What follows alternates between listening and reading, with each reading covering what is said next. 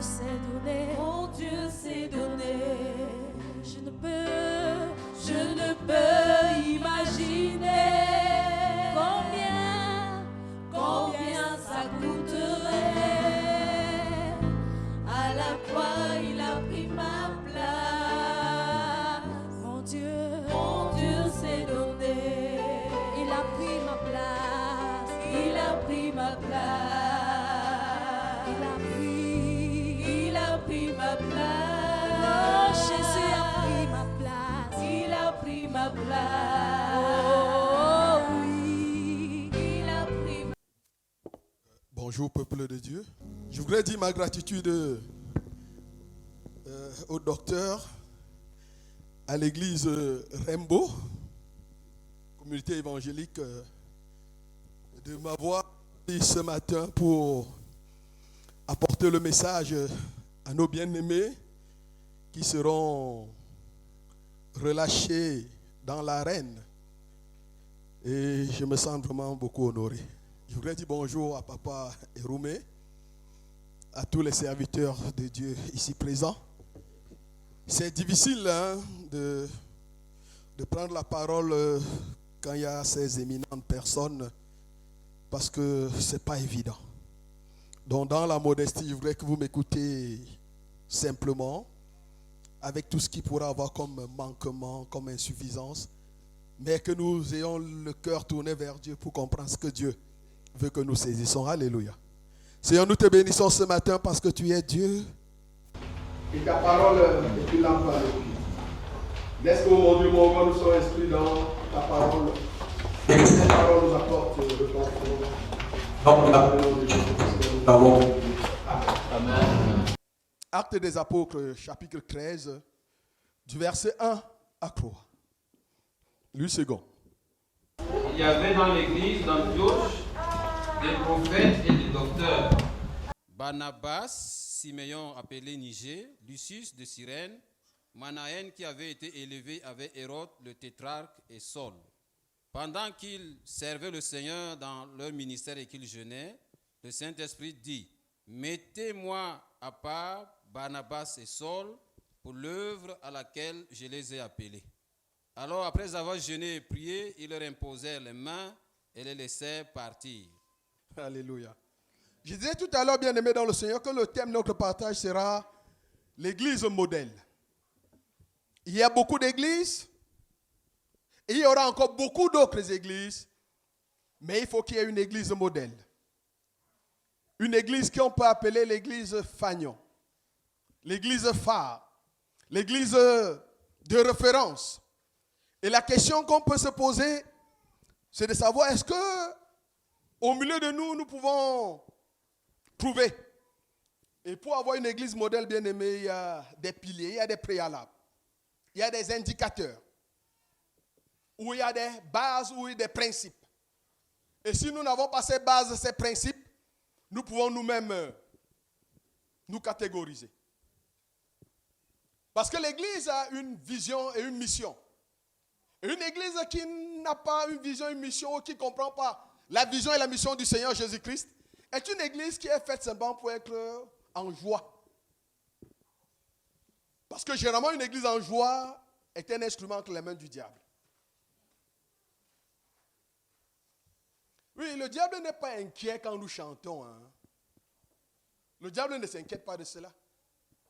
L'église en joie, ou bien l'église chantante, ou bien l'église dansante, peut être un instrument entre les mains du diable. Regardons un peu comment l'église d'Antioche était configurée. Je vais prendre des images. Première image. Nous nous rendons compte que l'église d'Antioche, avec des responsables de qualité. La Bible dit qu'en son sein, il y avait des prophètes, des docteurs. Si on va aussi voir, on va s'en rendre compte que cette même église devait avoir des évangélistes. Parce que pour que l'église soit constituée, il faut bien quelqu'un qui ait parlé de Christ à l'extérieur pour que les gens viennent à l'intérieur pour se rassembler. Le seul ministère donc qu'on ne voit pas dans ce texte, c'est l'apostolat. On nous dit, à l'intérieur, il y avait donc des pasteurs, parce qu'on pour être un bon docteur, il faut d'abord être un pasteur. On peut seulement être un pasteur, c'est bon. Mais pour être docteur, avancer un peu, il faut déjà pouvoir être pendant un bon temps un bon pasteur. Parce que le docteur a ceci là de creuser des choses profondes dans la Bible et amener ça à la compréhension de tout le monde. Donc je peux être peut-être un piètre apôtre, mais si à côté de moi il y a un bon docteur, il peut réguler les choses que je n'arrive pas à savoir bien dire. C'est pour ça que le docteur est au centre. Le pasteur est au centre. L'apôtre fait beaucoup de grandes choses. Mais à la fin, il va laisser ça aux docteurs et aux pasteurs. Parce que pour que la vie à l'intérieur de l'église soit régulée, il faut qu'il y ait un très bon pasteur, il faut qu'il y ait un très bon docteur. On ne peut pas avoir des prophètes, ce n'est pas très grave. Oui, on peut vraiment avoir une église sans prophète, hein? Ce n'est pas lamentable. Mais si on a une église sans pasteur, sans docteur, tout est gâté. Parce que c'est le docteur qui peut trouver les contradictions, les contrariétés, des choses que les autres disent. C'est-à-dire, en temps normal, le discours de l'apôtre doit être vu par l'œil du docteur à l'endroit des Écritures. En fait, ce n'est pas l'objet de notre rencontre de ce matin.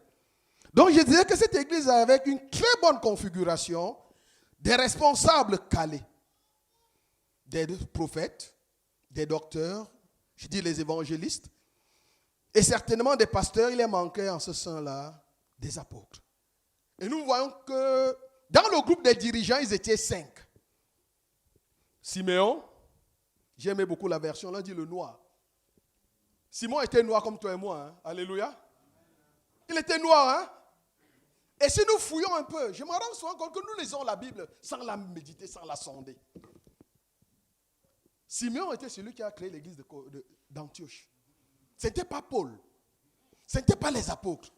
C'était Siméon. C'était lui, le pasteur central de cette église. Avec Lucius, qui est aussi un autre noir. Oui, on a Cyrénée, non? À côté de la Libye, là. À côté de la Libye. C'est les Africains. Mais quelquefois qu'on lit, on voit que c'est les Blancs. Non, bien aimé dans le Seigneur. La première église missionnaire a été fondée par des pieds plats comme moi. Et je dois me réjouir. Donc, l'Afrique, c'est un homme qui aime la mission, qui est au cœur de la mission. Mais il nous a manqué quelques petites choses. Et qui nous manque jusqu'à aujourd'hui. Et, comme je le disais tout à l'heure, il y avait donc 5 hommes. Ne voyez pas parce qu'on a mis Barnabas avant. Ça, c'est les Juifs. Quand l'église était créée, le gars, s'il a Luc ne voulant pas être clair, impoli, a d'abord placé Barnabas avant Siméon. Barnabas n'était même pas au courant quand on a commencé l'église ici. Là.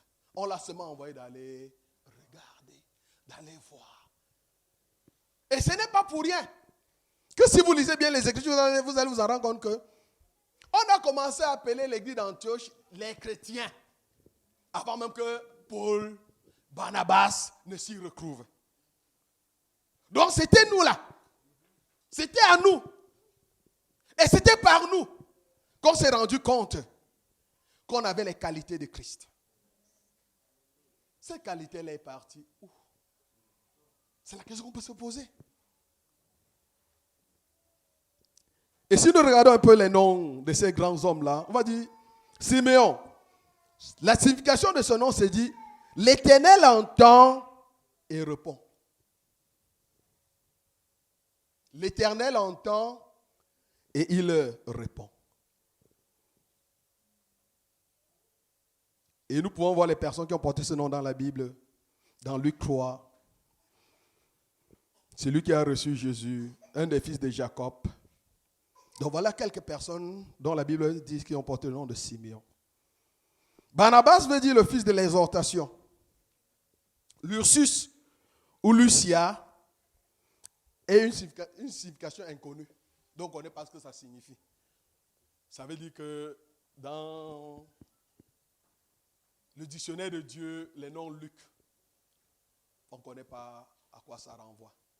Donc avant de donner le nom à vos enfants, il faut souvent chercher à quoi ça renvoie.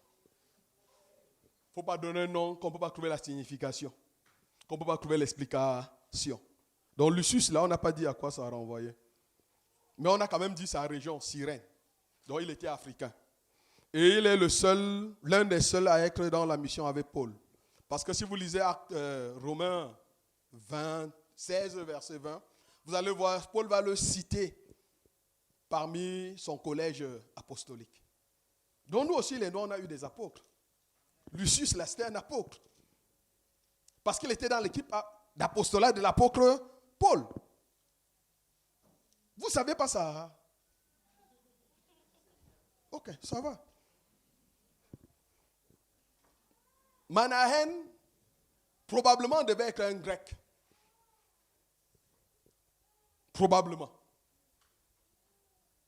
Parce qu'il est de ceux...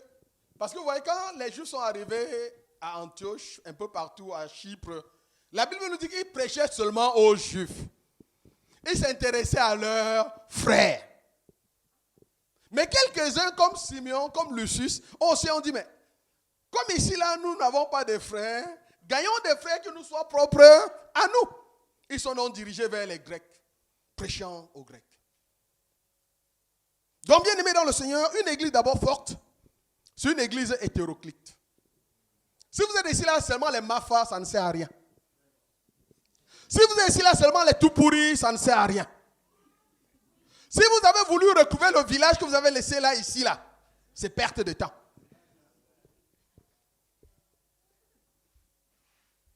J'étais dans une église tchadienne et le mobile était qu'ils étaient partis du Tchad. Et au Cameroun, ils voulaient vraiment se retrouver en famille. À chaque rencontre, on faisait le café, on faisait le thé. En fait, c'est le village qui les manquait. Ce n'est pas l'église qu'ils cherchaient. Je veux dire, si tu es ici là parce que le village te manque, que quand tu vas sortir, tu vas dire Reshke, Jam Green Che, tu vas dire tout ça là. En fait, tu n'es pas la bonne personne pour Dieu. Donc, la première remarque que nous faisons dans cette église, c'était une église hétérogène. Il y avait des Grecs, il y avait des Juifs, il y avait des Africains. Fondateur. Et bien aimé, si nous regardons bien, nous voyons que la tour de Babel a commencé à se construire. Parce qu'en réalité, les hommes ont voulu construire la tour de Babel avant Dieu. Et Dieu, dans son amour, ayant séparé les langues, voulait que le temps arrive, que nous ayons les mêmes langues, les mêmes mots. Et les mêmes mots là, c'est Jésus-Christ. Les mêmes langues là, c'est l'amour. Donc, cette église d'Antioche était une église vraiment hétérogène. Vous savez bien aimé, quand nous sommes de plusieurs régions et voulons partager un même idéal, le challenge est grand. Hein? Moi, je suis Bamileke. Chez nous, on dit d'avoir le respect avant tout. Ma femme, elle est... non, elle est étonne. Chez les étonnes, bon, celui qui... Le respect n'est pas de la même manière. C'est-à-dire, ce n'est pas comme chez moi. Chez moi, quand il y a un aîné, aïe, aïe, aïe, aïe, aïe. Même si tu es n'importe qui, même si cet aîné-là n'est rien, il est ton aîné. Donc Dieu a voulu que cette église soit configurée de cette manière-là pour cultiver en eux des choses dignes pour l'avancement. Parce que chacun devait avoir son opinion. J'imagine un peu Paul, le grand savant, se retrouvant dans ce contexte-là. Je suis convaincu que ce qu'il va dire à Pierre plus tard, que tu viens à la manière des Juifs et tu veux demander aux Grecs de judaïser. Il a appris ça là-bas. Parce que Lucius ou Siméon devait lui dire que mon gars, avant que tu n'arrives ici, là, nous étions là. Et ton histoire de circoncision là, vraiment, excuse-nous. Ici, il y a un idéal, on veut Christ. écrit seul. Oui, bien-aimé, c'est ça. En fait, l'église devait être la chose la plus agréable sur la terre. Ça devait être le milieu où n'importe qui devait arriver et se sentir à l'aise s'il est enfant de Dieu. Mais nous avons rendu cela des choses même très désagréables. Oui, la première église missionnaire était composée de manière agréable. Je parle simplement ici là des leaders. Je suis convaincu qu'à l'intérieur, même les fidèles, il y avait des fidèles, des gens grands de taille, petits de taille, tout ce genre de personnes rassemblées. Je suis de ceux qui disent que dans mon église, il ne veut pas avoir deux Bamlékés de la même tribu. Oui, je suis de ceux qui pensent comme ça là. C'est vrai que même si tu es Bamléké, je te prêche l'évangile, je veux préférer t'envoyer ailleurs. Pas parce que je ne suis pas content que tu sois avec moi. Parce que je suis content que tu parles développer ton intelligence là quelque part, parce que les autres en ont besoin. Hello. Hello. Bon, si c'est fort, ça va. Oui, je dis ça, c'est ma devise. Hein. Je ne dis pas que tout le monde prenne ça comme un exemple. Hein. Ouais, je suis de ceux qui disent que une bonne église doit avoir toute la représentation peut-être nationale. Et quand tu as ce genre de personnes, le discours devient bien.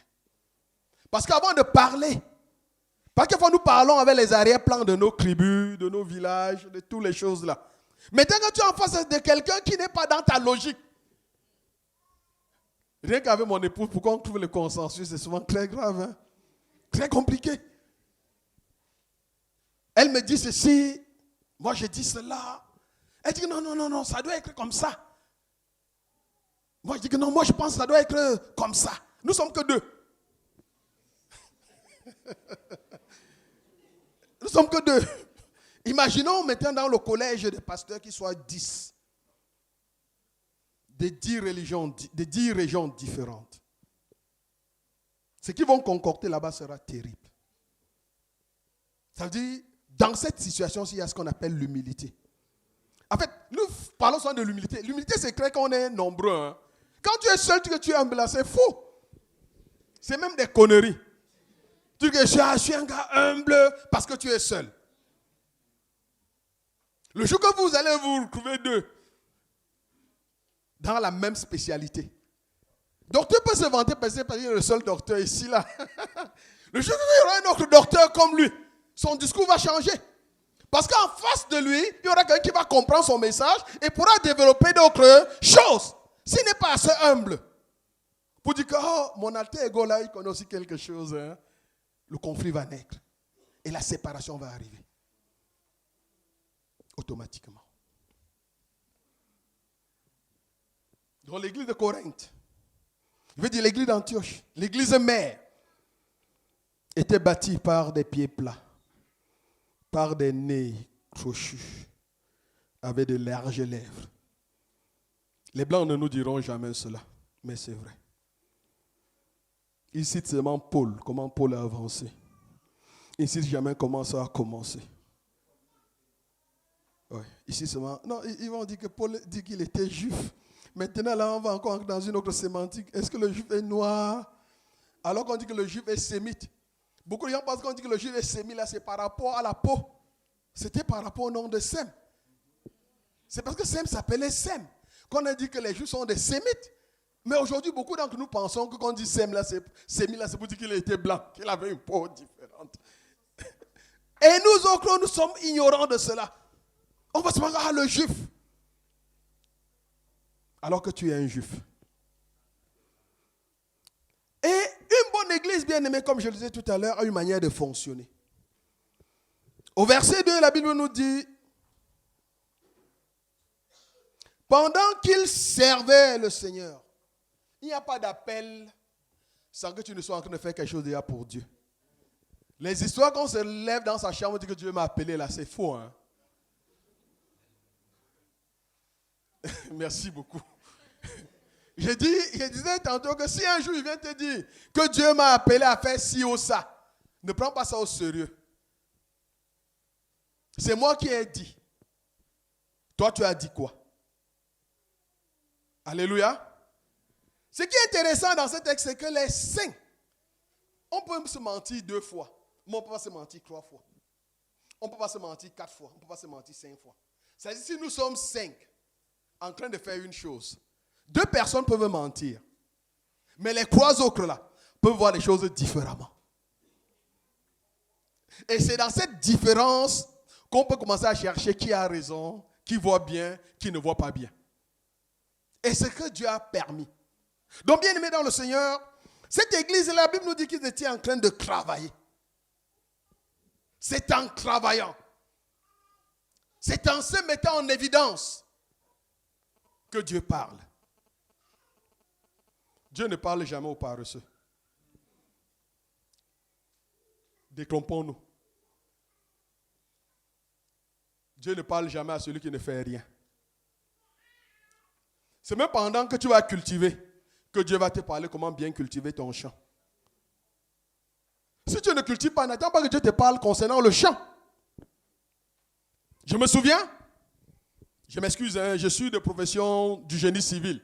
Il y a un gars du génie civil ici, là-dedans. Ah, ça c'est bien. Une dame, c'est formidable. On dit chez nous que le maçon n'est pas maçon parce qu'il dit qu'il est maçon. Il est au pied du mur. Et au pied du mur, on sait qui est bon maçon, qui n'est pas bon maçon. Ce n'est pas les diplômes, ce n'est pas les compétences, c'est l'activité. Oui. Pour la première fois que je devais faire une dalle, je ne connaissais pas, je savais seulement les choses dans le cahier. Donc on disait dans le cahier qu'on fait comme ça. Même l'enseignant ne nous avait jamais montré ce qu'on fait comme ça. Mais il nous disait qu'on fait comme ça, on coule les poutres, on coule les poutrelles, on fait ceci, cela. Je me retrouve donc dans un chantier où je suis peut-être le seul qui a un certain niveau et qui doit opérer là-dessus. Je ne savais pas, mais je savais ce que le cahier me disait. La grâce que j'avais, c'est que j'avais aussi Dieu. Ouais. Je priais la nuit. Ça veut dire que quand j'ai une opération à faire, je peux faire 2-3 jours. Les autres croient que peut-être c'est trop difficile. C'est parce qu'en fait, je ne connais pas ce que je dois faire. Il faut que j'ai une réponse ou une idée. Je sais, c'est dans la tête. Mais pratiquement, je fais comment? Pendant la nuit que je prie, Dieu vient, il ouvre mon cerveau, il m'amène dans un chantier, il m'ouvre. Je vois comment les autres ont placé. J'arrive aussi le lendemain au chantier, je pose ça très gaillardement. Mes ouvriers disent que le gars, il est fort. Alors que c'est Dieu. Si je n'étais pas en train de le faire, si je n'étais pas en difficulté, conscient que la chose que je m'en vais faire là, je n'ai pas toute la technique qu'il faut, je n'aurais pas prié. Et je n'aurais pas eu de solution. Donc la Bible nous dit ici là, que l'église a été en travail. Cette église jeûnait, cette église priait. Chacun faisait son ministère. Ils étaient 5, non? La Bible dit que chacun était à l'œuvre dans son ministère. On ne se cognait pas. À l'église aujourd'hui, on se cogne beaucoup. À l'église aujourd'hui, on se tamponne sur tout et rien. Et je suis de ceux qui pensent que s'il y a quelqu'un qui prêche mieux que moi, ce n'est pas un souci. Hein? S'il doit prêcher toute la vie, moi, ça ne me gênerait pas. Je serais d'accord parce que je sais qu'il est meilleur que moi. Et bien aimé, c'est même une grandeur d'âme. La dernière fois, je disais au docteur que vraiment je suis un piètre prédicateur, que je ne veux pas qu'il m'amène ici là devant les grosses personnes et je débite des conneries parce que je ne suis pas qualifié pour ça. Il m'a dit, ça ne fait rien. Tu es quand même un bon docteur. Ça m'a un peu réconforté. Il dit, ah. C'est pour ça que j'ai accepté. S'il n'a pas dit ça, il dit que non, ça va vraiment, c'est pas mon dada. Je suis conscient là-dessus. Mais si par contre on se met en route pour évangéliser, je ne suis pas sûr que tu feras comme moi. Donc quand je suis en route pour évangéliser, je me sens dans moi-même. Donc Même si tu es grand de taille, même si tu as n'importe quelle voiture, si je dois te parler de Jésus, quelqu'un qui te parle de Jésus, il n'y a rien qui va m'empêcher de le faire. Et ça, je le sais, ça, c'est ce que je sais. Mais je ne peux pas venir à l'église commencer à distraire les gens. Ah, je veux prêcher. Pourquoi? Pourquoi? Hein, les amis? Le pipicle, hein, ce n'est pas la peine. Il ne faut pas trop lutter là derrière ça. Hein. Je vous assure. Je vous assure la vérité. J'étais avec mon père, le pasteur Ndiana. Papa Hirou me le connaît. J'ai fait peut-être 5 ans à l'église. Je n'avais jamais sollicité prêcher un jour. Il s'est demandé, mais tu es quel genre? J'ai dit non. Il y a des gars qui prêchent mieux que moi, non? Pourquoi? Mais s'il faut louer Dieu, s'il faut adorer Dieu, alors là, je me sens heureux. Je dis, ah, je peux le faire. Ah oui. Cette église-là donc était dans cet esprit-là. Chacun faisait sa tâche. Chacun savait sa tâche. Souvenez-vous de la tour de Babel. Le pécrisseur savait qu'il va pécrir la boue. Son intérêt n'était pas de voir, est-ce qu'on va l'appeler parmi ceux qui tendent la ficelle? Il pécrit la boue. Dès que la boue arrive au niveau du maçon qui pose, il est heureux. Il a vu le résultat. Lui, bien-aimé dans le Seigneur. Cette église-là était harmonisée. Chacun responsable savait ce qu'il avait à faire. Et faisait ce qu'il avait à faire. Et la Bible nous dit un jour donc Dieu décidait donc de les éclater.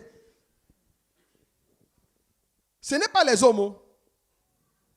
Ce n'est pas le conseil des apôtres, ni des diacres, ni l'équipe pastorale qui dit que non, vraiment, on a vu que le frère s'est trop zélé, il faut lui donner quelques responsabilités. La Bible nous dit, le Saint-Esprit s'étant rendu compte, ayant vu les dispositions des uns et des autres, ayant déjà vu la maturité de cette église, hello, Dieu ne fait rien pour nous détruire. Je veux dire, si pendant que tu décides de partir, cette église n'a pas encore atteint la maturité qu'il faut, tu es en train de la détruire. Je veux dire, je me répète,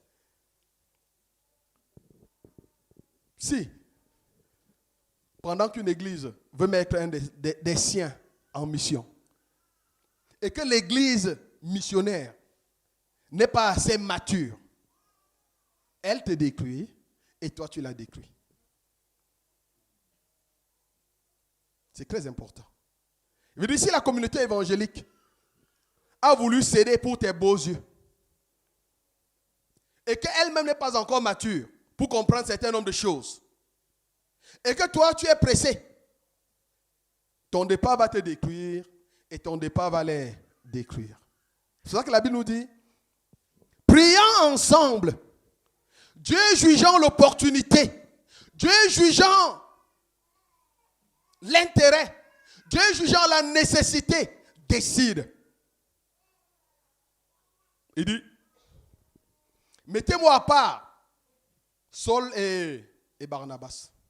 Vous voyez que Dieu n'a pas voulu détruire le statut de l'église de Corinthe en enlevant qui? Celui qui a commencé à fonder l'église. Peut-être on ne se pose pas souvent des questions. Hein? Tu commences une église et puis tu veux partir. Tu veux partir. Oui, c'est les blancs qui nous détruisent souvent beaucoup. Hein? En principe, le pasteur n'a pas pour vocation d'être affecté. Hein? Chez eux, ils n'affectent pas leur pasteur. Hein? Ça, vous allez voir que beaucoup de pasteurs souffrent dans leur famille. Parce que, leurs enfants n'ont pas d'amis. À peine 2 ans, on l'affecte. À peine 3 ans, on l'affecte. Donc, ils ne peuvent pas bâtir une vie sérieuse. Et ça, c'est détruire l'homme de Dieu. Même si on ne veut pas savoir, c'est la réalité, c'est qu'à la fin, il est détruit. Parce qu'à 80 ans, il peut rendre visite à personne. Qui le connaît? Qui le connaît? Le pasteur principal, il est resté sur place. De temps en temps, il peut aller faire un voyage quelque part pour voir. Mais il rentre sur place. C'est ça qui fait qu'une église soit forte. Hein? Parce que tous ces casseroles, il va les assumer. Oui. J'ai déjà près de 20 ans là où je suis, dans mon église. Si j'ai fait n'importe quelle bêtise, les mêmes fidèles, je les vois tous les matins. Ou je suis assez humble pour demander pardon, ou je laisse l'église s'envoler. Mais si je sais qu'après 2 ans, on peut m'enlever, je peux me foutre de ce que... après là, ils ne me verront plus. Tant pis pour vous. Oui, bien-aimés dans le Seigneur. La Bible nous montre que le pasteur principal, ou les deux, Dieu les garde sur place. Ou les croix, Dieu les garde sur place. Il fait partie qui? Ceux qui étaient arrivés. Barnabas et Saul. C'était pour qu'ils viennent apprendre à Antioche comment les choses devaient se passer avant d'aller. Donc en fait, qui était en mission? Ce n'était pas Siméon, ce n'était pas Manahem, ce n'était pas Lucius, c'était Paul et Barnabas qui étaient dans leur premier champ de mission. Hello. Hello. Je vais te dire, si pendant que tu étais ici, tu n'étais pas dans un bon champ de mission pour apprendre, la carte de dehors te sera fatale. Je disais tantôt que si pendant le temps que tu as mis ici, je ne sais pas combien de temps tu as mis, c'est que je t'ai vu consacrer l'année dernière, il y a cela peut-être 2 ans. Et cette année, je te vois aller en mission. Je me demande si tu as été suffisamment moulé. Je me demande si tu comprends même ce que ça signifie. Et même maintenant, tu peux renoncer. Il n'y a aucun mal à cela. Je te dis la vérité. Même maintenant, tu peux renoncer et apprendre encore. Oui. Parce que Paul a pris le risque d'apprendre. Barnabas a pris le risque d'apprendre. C'est après avoir appris qu'il pouvait être important dehors. Parce que l'éclat que tu auras dehors sera le reflet de l'église, de la mission évangélique. Ça veut dire que si on dit que c'est mauvais, ce n'est pas en toi en fait qu'on dit que c'est mauvais. C'est ceux-ci-là qu'on va dire que c'est mauvais. Si aussi on dit que, comme il a dit qu'il veut partir, on le laisse partir, c'est aussi leur responsabilité. Oui. Je ne suis pas de ceux qui pensent qu'il faut partir. Je suis de ceux qui pensent qu'on peut rester et apporter ce qu'on a. On peut rester et apporter ce qu'on a. Et quand les choses sont bien passées, tout le monde était content. Au verset 3, la Bible dit qu'ils ont prié. Ils ont imposé les mains. La reconnaissance. Il n'y a pas 2 consécrations dans la vie. On consacre le nom de Dieu une fois. Les autres choses qu'on peut faire là, c'est des échanges, des partages. Oui, je reconnais que ce frère, en dehors d'être pasteur, a le don de guérison. Et à l'église, maintenant, on te donne la main d'association que tu peux opérer dans un programme pour guérir les malades. On ne se lève pas le matin et dit que j'ai le don de guérison, je vais prier pour que les gens guérissent. Même si tu as la capacité, il faut qu'on te donne l'ordre de le faire. Et c'est pour ça que chez nous, il y a beaucoup d'indiscipline. Dès que tu as quelque chose, tu penses que ça te donne le quitus de t'exercer. Oui. Donc, je veux vous encourager. Vous qui êtes là devant nous ce matin pour l'extension de l'œuvre, de la mission. C'était ça la 3e partie. L'extension de la mission. Mais l'église de Corinthe, d'Antioche, je veux dire, a accepté de se séparer de ses meilleurs. Il faut te donner ce qui est meilleur aux autres. J'ai un ami un jour, il m'appelle, Tabet, je vais te faire du bien. Je dis, tu veux me faire quel genre de bien? Il me dit que, Haga, j'ai mes anciens vêtements là. Il dit que tu vois là, où tu me vois là. À mon âge, je suis là. Si tu veux me faire du bien, allons au marché.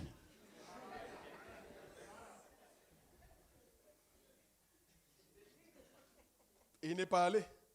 Je n'ai non plus pris. J'étais très content de marcher avec un pantalon que je pouvais acheter, que d'en avoir 10, parce que quelqu'un voulait m'offrir ses restes.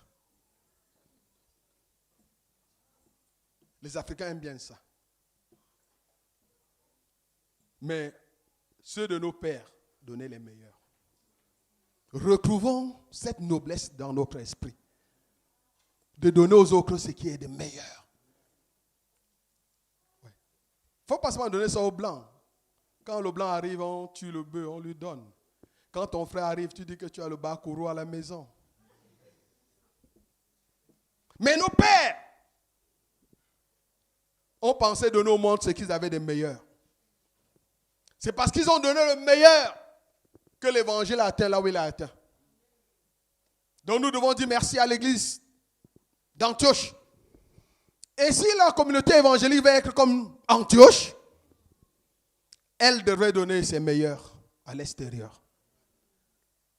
Chez nous, on dit que au lieu d'accoucher un vaurien, il est mieux d'accoucher un bandit. Je vais dire ça à mon patois. Ou que abo ou que gang carnijou ou ancho. Parce que moi, le bandit, quand il va voler, on va parler de lui. Et ses origines. Alors que le vaurien, on ne dira jamais rien de lui. Amen. Soyons bénis.